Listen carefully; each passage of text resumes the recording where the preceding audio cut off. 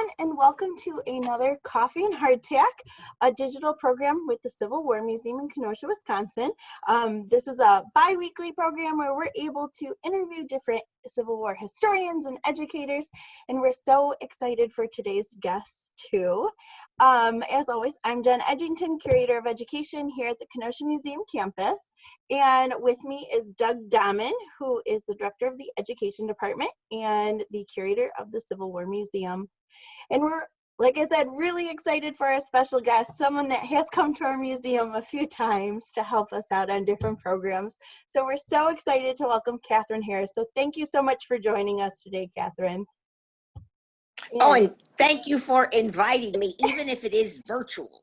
And I look forward to coming back as a real person, not just on a screen. Well, we look forward to that too. So could you tell our audience a little bit more about yourself? Okay. I was born in Carbondale, Illinois. I went to elementary, high school, and college in Carbondale. I went to SIU, Southern Illinois University, so I am a Saluki dog. And following that, I went to library school. My daughter and I went to library school because my daughter was born in 1968. I'm sorry. If she hears that, she'll probably say, "Mom, you didn't have to say that." But anyway, we went to library school. And I got my first professional job right here in Springfield in my adult hometown. And I got married here, moved to Florida, worked in libraries, moved back to Illinois. And so I've been in libraries, working in libraries forever. I retired from professional library work in 2015, and I retired as the Library Services Director at the Abraham Lincoln Presidential Library, formerly the Illinois State Historical Library, which is where I met Doug. Because Doug was an intern underneath the old state capitol when the library was underneath. So Doug and I go way back. Yeah, so, all the way back to, what was that, 1998, the summer of 1998. Wow. Yeah, it was fun. It absolutely does. Do you have any questions you'd like to ask me about me as Kathryn? I do. Kathryn, you mentioned your long career in library services. What got you interested in that field? Why did you choose that? Actually, it was by default, kind of. I had wanted to be a high school French teacher. I had taken 4 years of French in high school, and I was so enamored with my French teacher that I decided I wanted to grow up to be just like her and teach high school students. But that didn't come to pass. When I got my degree and all of that, my bachelor's, and started looking for a job. And you have to keep in mind, this was in 1968 and 1969, and single moms were not that acceptable. And so that's how I got into library school. My sorority sister in Carbondale was from Champaign, which is where I went to library school at the University of Illinois. And she said, "Well, Kathryn, since you don't have a job, for teaching, and you like libraries, you must have liked them because you've worked in them ever since you started college," which is how I did. I worked in a library all through college. And I said, well, okay. So come August or July, Corey and I went to Champaign-Urbana. I enrolled in library school.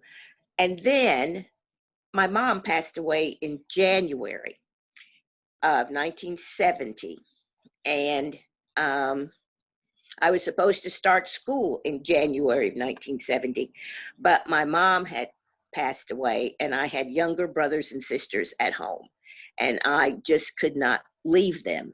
So I called the library school, told them my situation, And it was truly a blessing and a gift because they held my assistantship and they helped arrange daycare for my daughter, who was like 2, I think, at the time. So it truly was by default, but it's the best gig I've ever had, is being a librarian. And I have a T-shirt that says, "Librarians never die, they just go into the stacks." So, because, I mean, once a librarian, always a librarian. I'm pretty good at useless and unnecessary facts, and folks like to include me on their trivia teams because you know a little bit about a lot of stuff, just enough to be dangerous, as my mother would say. So you're a ringer on the trivia teams. So did that kind of answer your question, Doug? That's great. Thank you. Mm-hmm. Kathryn, can I ask, you mentioned that you were at the Abraham Lincoln Presidential Library, and I know that they had opened a relatively new building, and you talked about that you moved from underneath the state capitol to this new building. So what was it like to make that move, and what kind of opportunities came with this new building versus in the basement of the old state capitol? The move from underneath the old state capitol to the new building is an experience I will never forget. Our library underneath had become so crowded. I mean, we had books in the stacks stacked on the floor because we had gotten an HVAC system for humidity and air control and temperature, and the duct work took up a whole lot of space. And so that was part of the reason that we got a new building.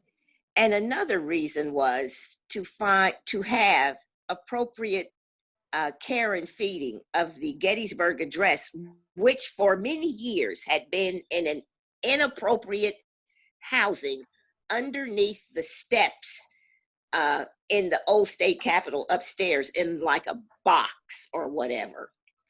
And so those two things together played into us getting a new building.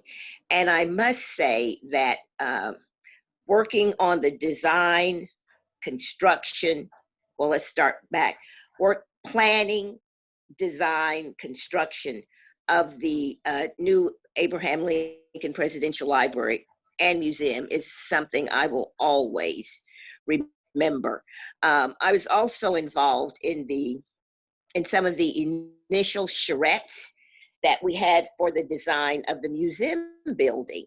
But once the library, the hole was dug literally for the construction of the library building, I had to cut back in that and work closely with the contractors and the architects and the folks who were actually building the library. And I have interesting stories about the construction of the library too, which I won't share today. That'll be for another time. But I will share something that's very dear to my heart in the museum building. The two buildings are connected by a bridge that goes across. And initially, folks thought that was, that you could just go get on the elevator and do that. No, you just can't do that. And so, well, then why do you have this bridge? And it's for the appropriate transport of the materials in the vault and in the library collection across the street to the museum for display so that the materials are not shocked by either the heat or the cold. And so that's kind of good. But in the museum, have you been to the museum? Yeah. And you've been to the museum. Yeah. So the exhibit that features the slave auction, that has my hands all on it. I helped design that with Edna Green Medford, who is an African-American historian. She's at Howard. and she was on the planning committee for the museum and the exhibits. And she and I worked very closely on the design of that exhibit, everything from what the people should look like, what their hair should look like, should they have on shoes, what should their facial expressions be, all of that. So that was really quite, that's a whole experience that I'll always remember.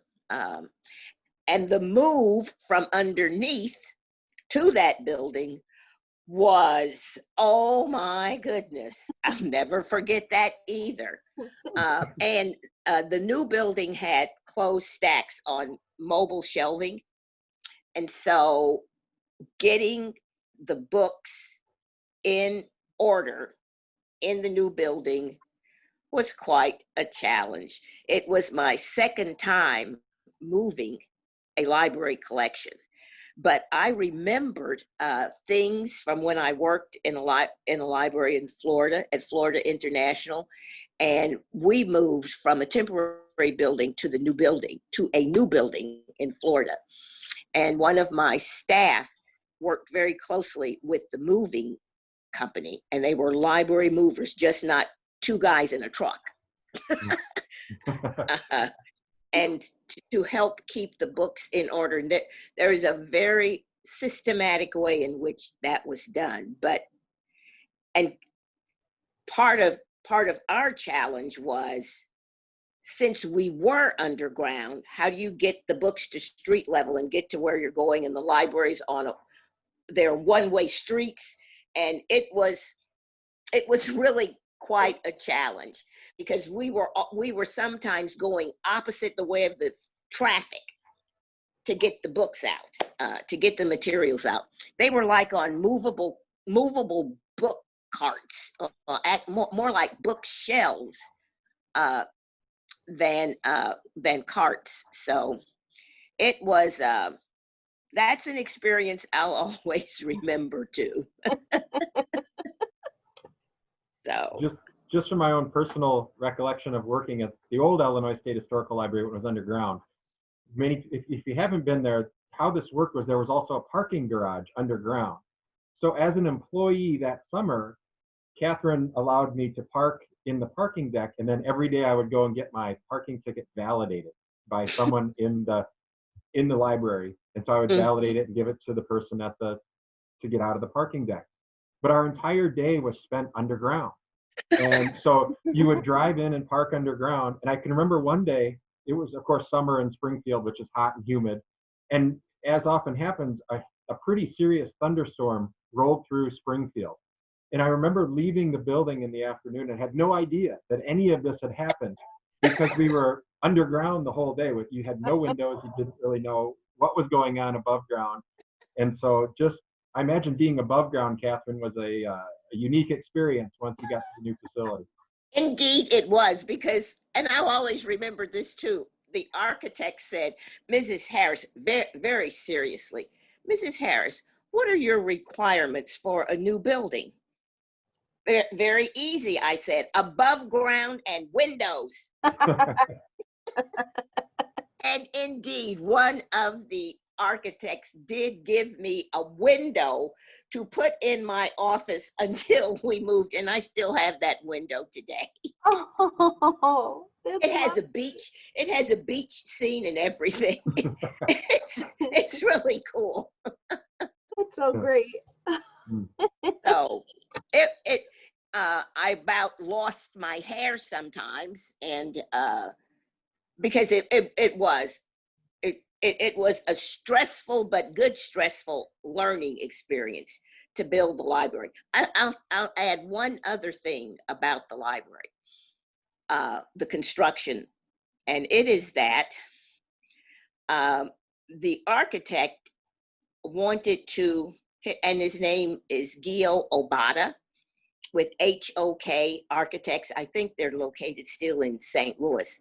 But one of the things that they wanted was to have the atrium just as open space, which turned out to be good because that space is used for events and whatnot. But he wanted to have that space, and he did not want to clutter it with how you would get there. And that's on the second, and we also have a second floor where we have a multi-purpose room that will accommodate like 250 people. But the building had been designed with one elevator that for public use that can only hold like maybe 10 people. And so I said to him, how are people going to get upstairs with this little tiny elevator? If we have a capacity crowd, the program will be half over before all the people get upstairs. So lo and behold, much to his chagrin, he added a staircase because it was not in the plan. And I think the staircase is great. And they were really serious. That was a fight that I had to have with the architect. No, how are we going to get people upstairs? So that was kind of a challenge. Other than that, the construction, the move, we had a wonderful folk from the architectural firm and consultants, and it was all good. It was all good. Now, Kathryn, since your retirement, you've been keeping very, very busy. You portray two historic characters, Harriet Tubman and Elizabeth Keckley. And you do these as a first-person, one-woman performance. Can you talk to the audience a little bit about each character, how you developed the script, and the content for each of the shows? Okay, well, I'll start with Elizabeth Keckley. First of all, not very many people know who Elizabeth Keckley is or was. However, she is featured in the museum dressing Mrs. Lincoln because she was Mrs. Lincoln's seamstress as well as her confidant and friend. So we had an event at, pardon me, I appeared first as Elizabeth Keckley on stage in a production called The Last of Mrs. Lincoln that was presented at the Presidential Library Union Theater. And so that was my first introduction to really knowing anything about her at all. And so from that experience, I decided, well, I want to make this lady come alive and share her story. And so with help from Mr. Funkenbush, who is the director of shows at the Presidential Library and Museum, we came up with clothing and the story that I would tell.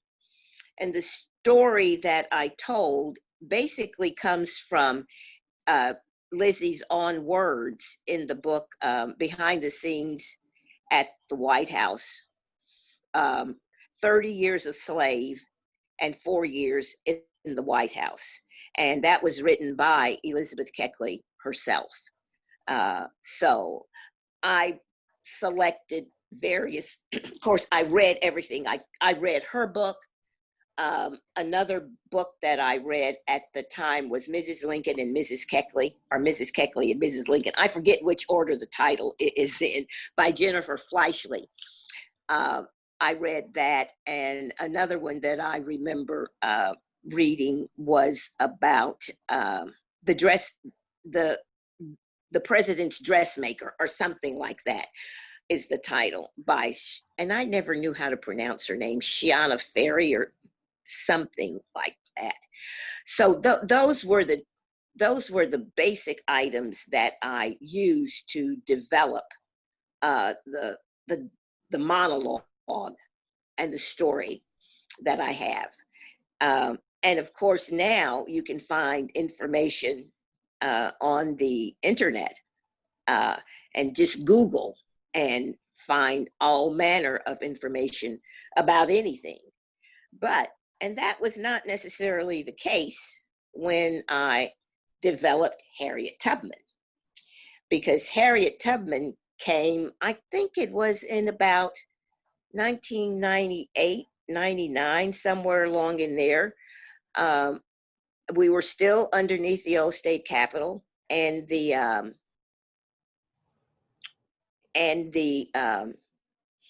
superintendent of the site also happened to be the chair of the Sangamon County Historical Society, the president. And we were going to have this cemetery walk. It's a very convoluted story, so just bear with me. So, and she had seen a cemetery walk, I think in Peoria or Bloomington, and she thought that, well, we could do that as a fundraiser for our Sangamon County Historical Society. So one day on our lunch hour, we went to the cemetery, and she drove the route that the cemetery walk would take. And she pointed out all the people who would be featured in the walk. There were like 10 to 12 folks, I'd say. And so when she was done, I said, Carol, there are no people of color in this cemetery walk. And I know there are people of color buried at Oak Ridge Cemetery. So she said, So she said, I wonder if we could use someone from, quote, the colored section, because Block 5 in Oak Ridge is referred to as the colored section. It's in the historic part of the cemetery. So we drove to that area of the cemetery, and one of the memorial, the monuments, the gravestones, caught my eye, and it was a broken tree. And that's what it symbolized, a life cut short, all that Victorian falderall for funerary art. And it was the grave of Phoebe Florville. Phoebe Florville was the wife of William Florville, who was Billy the Barber, who was Mr. Lincoln's confidant and friend. So I presented at the cemetery walk as Phoebe Florville. So now this is October. Carol asked me, well, Kathryn, she said, Kathryn, we have this event program with our local elementary school, and we bring first-person presenters and costumed interpreters and tell the story about the antebellum era and the era of the war to the kids in the 5th grade. She said, since you were Phoebe Florville at the cemetery walk, one of the folks the children have been asking to learn about is Harriet Tubman.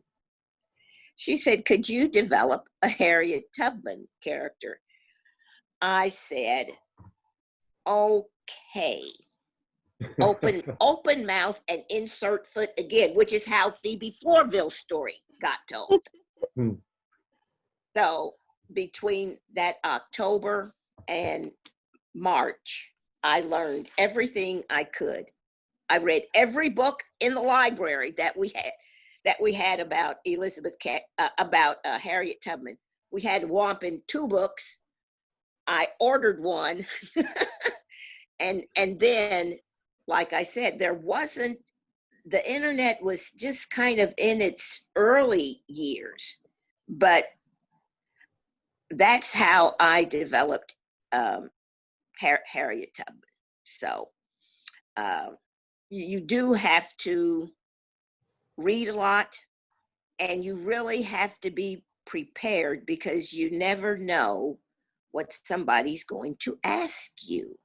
So it's my thought that as a first-person interpreter, I need to have as much information as I can, because there's always going to be one person in the audience who's going to try to trip you up on something and let them know and let everybody know that he knows something that the presenter doesn't know. And I think folks like that get a charge out of doing that. When I am asked a question to which I cannot respond, I come up with something appropriate to say. And then when I come out of character at the end of the presentation, I always go back and say, well, I give them the reason as to why I could not answer that.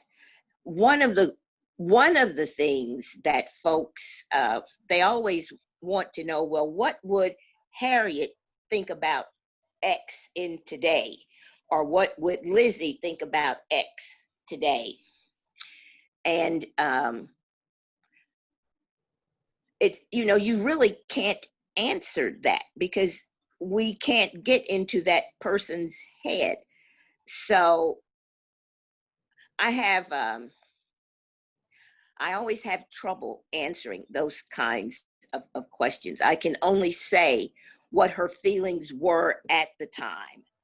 And that's all. And that usually does not go over well with people because they really want to know. So sometimes I say, well, what do you think? Just turn it back on them, so. Sure. And then they kind of say, oh, that does make sense.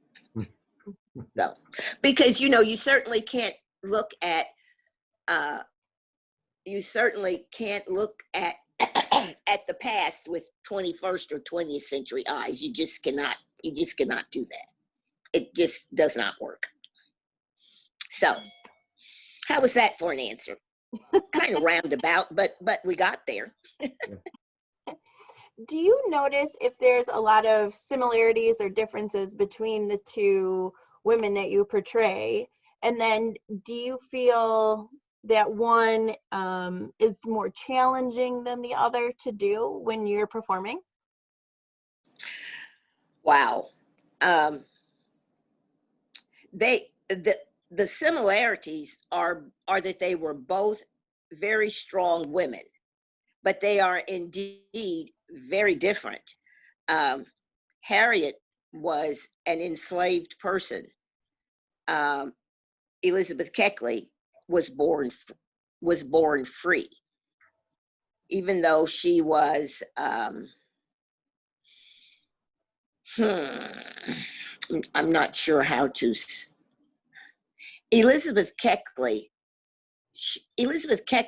bought her freedom when she lived in St. Louis. She bought her freedom and the freedom of her son for like $1,200, $800 for herself and $400 for her son.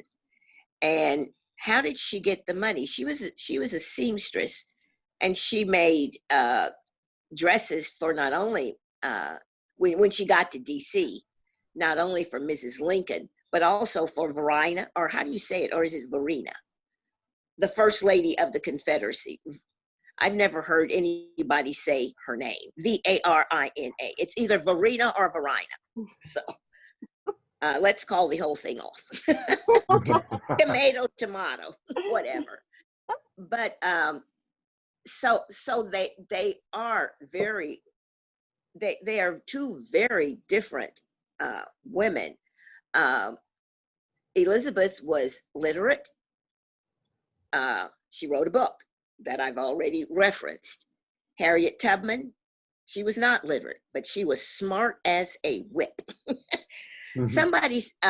Somebody did a story that I found. I think it was Neil Tyson. He's the astronomy person. Do you know what I'm talking about? Yes. Degrassi or something, yeah, like that. He called her an astronomer because she had to, and a scientist, because Harriet had to know about the flora and the fauna in the woods and the swamps, and she used the constellations and the stars as her way to navigate. So you know, they are very different, but both of them were very determined to do what they could do and to be successful at what they did. And Lizzie certainly was successful as a seamstress, and Harriet was very successful in what she did. So now I'm showing you my mask. Someone gave that to me as a gift. And of course I have on my Harriet Tubman shirt. And I have a stamp that you can cover up the Jackson's face on the $20 bill with Harry, and the money I'll still spend. So and our little face is peeking out over your shoulder too. That's very true. I have, and you know, people give me stuff about Harriet. I have several pictures, several prints of Harriet. I have I have a couple of cups, pins, t-shirts, whatever about Harriet. And you know, people have come up to me and they don't remember my name and they call me Harriet. Hi, Harriet. And I do respond. But I think one of the best stories as being Harriet that I will always remember, I was going across the street from the library to the museum one morning, and this adult man, he had to be like probably in his early 20s, he stopped at the stop sign and said, "Hey, Harriet." And so I did a double take. And I said, "Oh, good morning." I had no idea who this person was. He said, he kind of pulled to the side of by the curb and said, "I remember you when I was in the 7th grade. You came to my school." That was the best compliment anyone could say to me, because here he was, an adult person, and when you're in the 7th grade, what are you, 13 or something like that, maybe? I said, "Oh my goodness, what?" That just made my day. But making my day, I'll tell you one other thing, and then I'll be quiet and you can ask your own questions. I was presenting to, I told you about this 5th grade class at Isle School, that's where Harriet first made her debut. So I was going along really good with my presentation. And then when I was done, and there was no air conditioning in the school. And when I was done, I took off my coat and my gloves and my head wrap and everything. And I always wear gloves. And this one little girl said, "You're not the real Harriet Tubman because you have on red fingernail polish." So taught me a lesson that whenever you are in character, you have to keep all of your stuff on, because you will get busted by some child if you mess up just a little bit, you know. So I have learned that. So when I get out of character, I usually always show my fingernails. I used to take the polish off, and but then my fingernails got weak. And you wouldn't understand this, Doug, but Jenn does. And so that's why I started wearing gloves, was because I was being Harriet at least a couple of times a month at schools or churches or social groups or civic groups. And I got tired of messing up my manicure. So I just started wearing gloves. And so there you go. Makes sense to me. Uh-huh. Hey, Kathryn, you talked about a little bit earlier about some of the sources that you used to research both characters. And we were talking off camera before we started the program about our own pilgrimages to the Eastern Shore to see some of the Harriet Tubman sites. And then, lo and behold, my family and we were driving to Rhode Island for a vacation last summer, and we happened to stop in Auburn, New York. It didn't really register what was in Auburn, New York, and so we pulled in and picked up one of the local brochures and learned more about Harriet and her work after the Civil War, and then also Right. we went to visit the burial site. Could you talk, you mentioned a few other resources out there for people to learn more about her. I think that museum on the Eastern Shore is an incredible resource. Can you just talk to us a little bit about your experience there and what you learned, what maybe you picked up, or maybe the landscape or anything that surprised you about going over there and seeing where she was and where she did all of this work? Because that was what really struck me. Was I had a picture in my mind as to what it would look like, and it was completely different than what the picture in my mind was. And Doug, I will have to tell you the same. Okay, so I tried to cut off the telephone. Hey, the show must go on. We're first person here. The show must go on. I have a prescription ready. So anyway, what was okay, 217-528.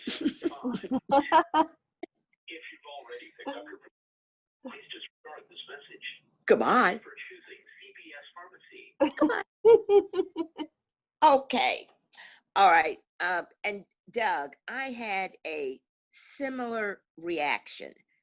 And it was totally incredible because I had not envisioned what I actually saw is not what I had in my mind's eye. It just made me respect her even more because where we were, 4 lanes going in each direction. And can you imagine what it was like back in the 1850s when she was going on her trips?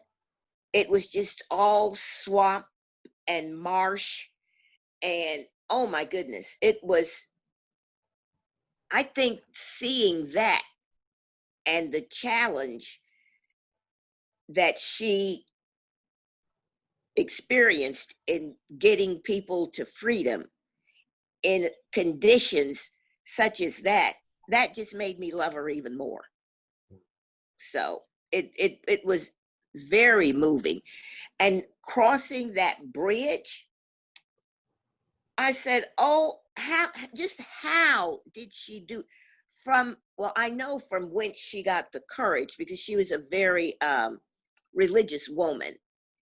And so one of the things she said at some point was, where the good Lord leads you, he will not leave you. And he has never left me yet. And Harriet said that.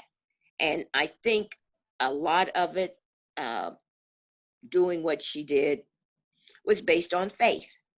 You know, she got hit in the head and she would have those visions. And in those visions, as we would call it, I think she would talk to the good Lord. I truly believe that.